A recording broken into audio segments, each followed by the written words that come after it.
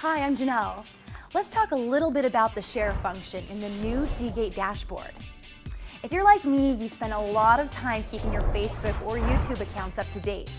So share is specifically designed to make uploading your pictures and videos take a lot less time and be a lot more efficient.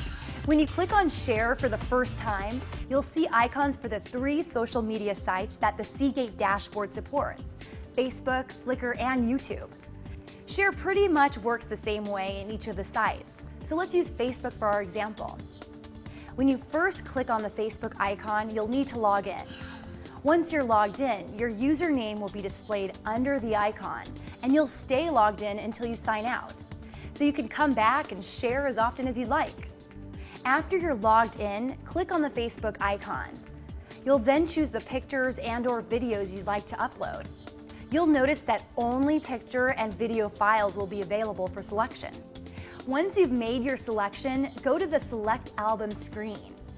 Here you get to pick which of your Facebook albums you'd like to upload your new pictures to, or you can create a new album. That's right, from this screen you can create a new Facebook album and upload your pictures to it.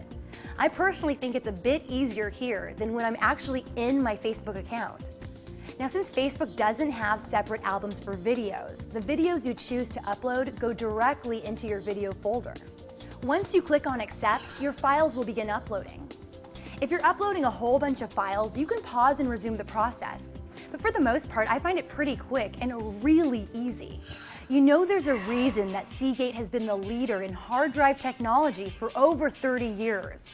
Well, actually, there's a lot of reasons, but I think the Seagate dashboard share feature is certainly one of them. Seagate really is storage for life.